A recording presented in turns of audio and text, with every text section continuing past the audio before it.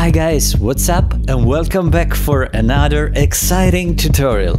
Flavio Gargano here for musicinthemirror.com, and today is gonna happen something amazing, like this.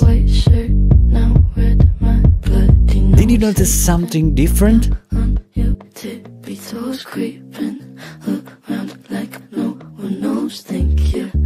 Exactly guys, that's the result we're gonna get in this tutorial. We will make a step-by-step comparison to get very close to the original song, starting from the zero. No external VST or plugins, everything is 100% made in Cubase, but of course you can achieve the same result with your favorite DAW. So let's start, stay focused and unleash your music!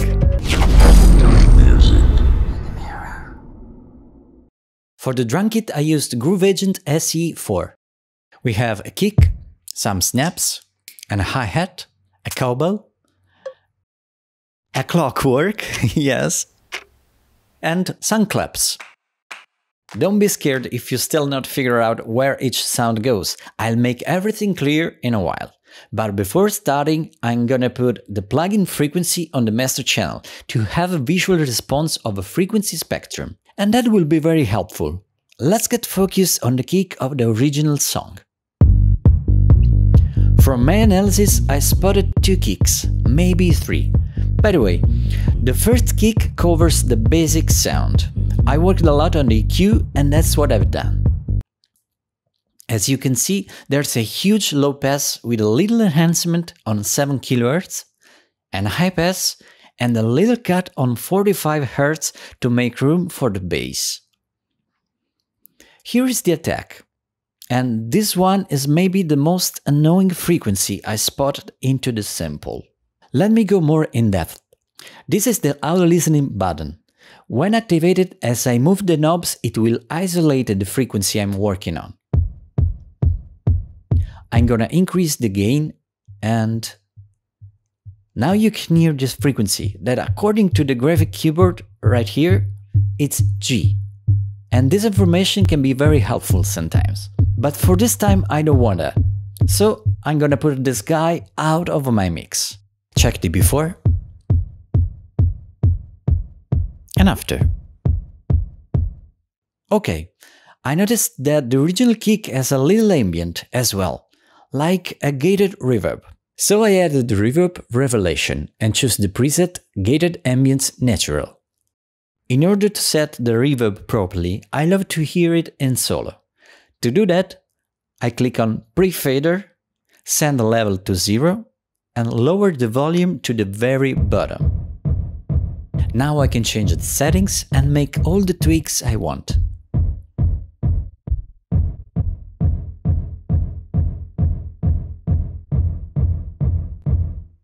Then put back in Post Fader and set the proper volume. And send level.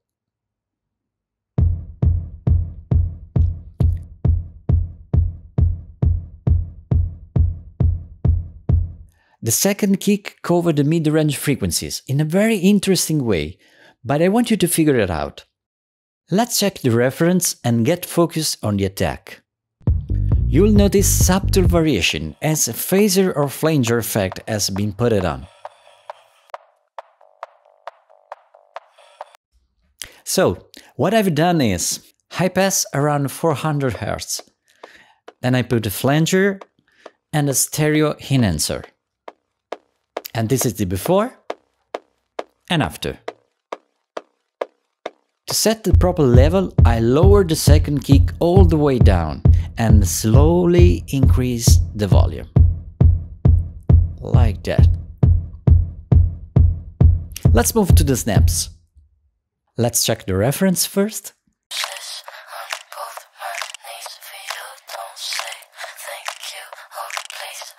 If you notice, there are some ordinary snaps, split left and right, and a kind of rolling snap on the second quarter.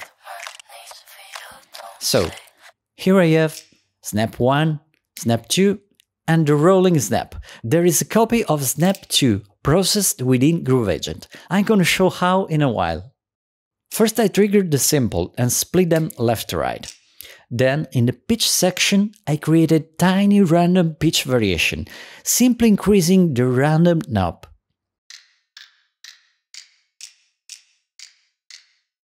For the third snap, let me reset it. I'm gonna copy the second on top of it. Then move to MIDI Effects tab and activate Rudiments. Choose Rough, it's kind of rolling effects. Set proper time. Then I want to create a small rising pitch effects. So I move to pitch section. In order to make the envelope works, I turn this guy all the way up. Then I draw my ramp. Done. Let's have a look to the key editor. These are the 3 snaps. As you can see, I didn't quantize everything perfectly, just to give them a little taste of a human touch. Let's move to the hi-hat and check the reference first.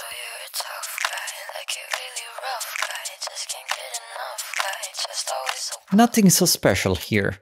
I used 2 plugins, a quadrifuzz to distort, and a bit crusher to downgrade the signal. Then we have 4 claps pitched and splitted left to right. Let's have a look to the key editor. As we've seen before for the snaps, I didn't quantize everything perfectly. Let's move to the tricky stuff, the instrumental part.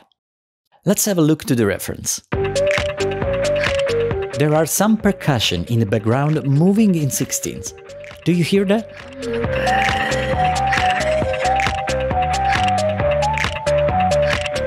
To create this sound, I layered 2 instruments, a cowbell and a clockwork. So I triggered and pitched the cowbell as usual and created the 16 pattern. Very easy. Now, the clockwork. This is the final result. And this one, believe or not, is the original sample. So, let's start over. Pitch -7, then move to Sample tab, activate Audio Warp, Solo Mode, Sync Beat, Beats number 4, Format -50%.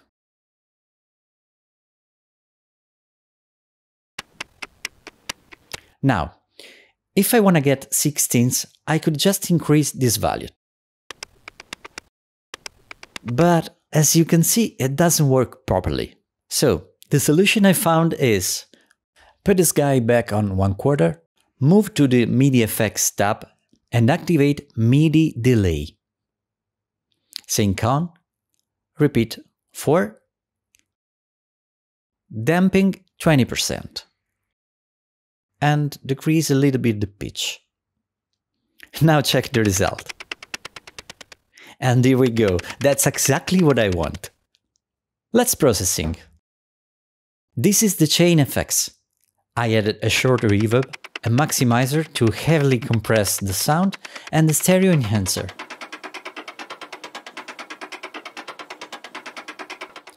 Then I splitted the cowbell and clockwork channels a little bit left to right. Let's check the before and after. Okay, nice. Next, the bass. As usual, let's check the reference first. First thing you can notice is that there's nothing above 1 kHz. Second, the bass has a stereo dimension. Now, to not compromise the mono stereo compatibility, I'm gonna layer 2 basses. The first one, mono, and the second, stereo with no low-end frequencies and a touch of reverb. So let's try to craft it. I used Retrolog, I duplicate the previous bass and select initial preset. Activate voice, mono, glide, and set around 70 milliseconds. For the oscillator one, I select sawtooth, phase, fixed phase, and 1 octave lower. For the oscillator 2, select square, shape 5, type sync, and phase 90 degrees. And raise up the octave. For the oscillator 3, select square, phase fix, and type 45. Multi 3, and let's detune a little bit. The thing I'm trying to do is to add a lot of harmonics, avoiding phasing problem. That's why I changed the phase for each oscillator. For the sub, select triangle and turn the phase fix on. And add a little distortion, just a touch. And now I lowered the cutoff, less more around 400 Hz.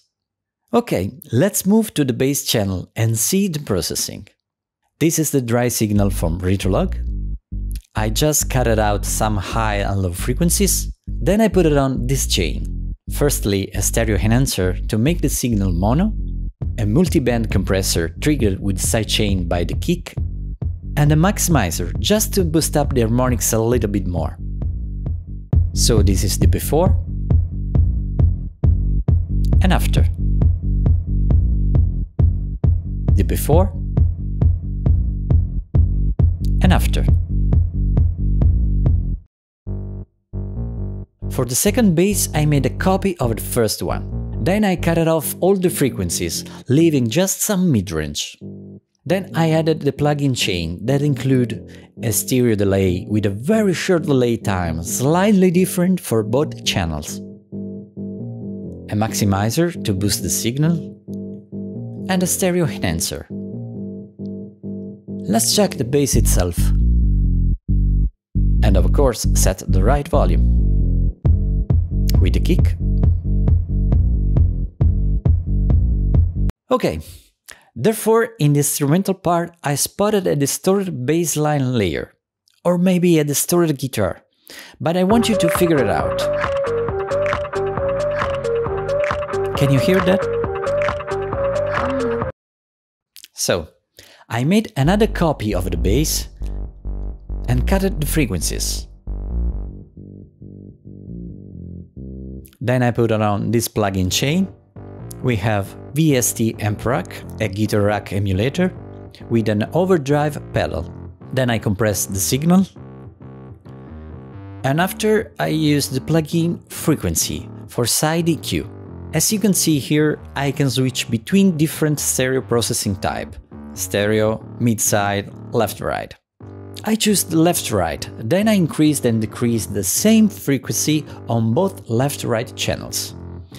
I did the same for a couple of frequencies more in order to get a wider stereo image. Let's check the before and after.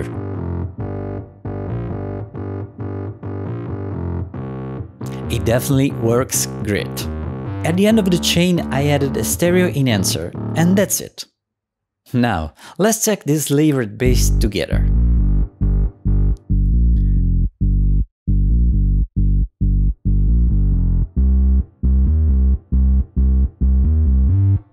And with the drum? Sounds cool, isn't it?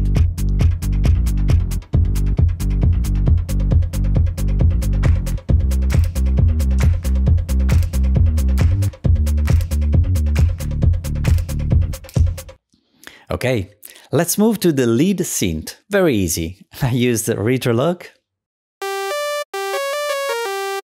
set mono, retrig, glide, think, and glide time 2. Leave the oscillator 1 to triangle waveform and move the attack time slightly to 15 milliseconds. Then low pass filter around 2.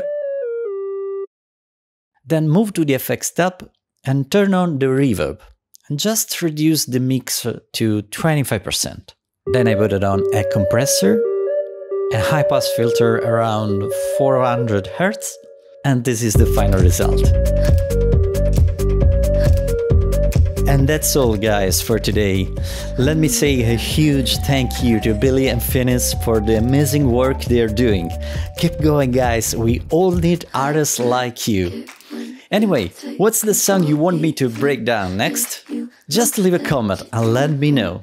And if you like this video, thumbs up, subscribe and ring the bell to be updated for more exciting videos. And don't forget, stay creative and unleash your music!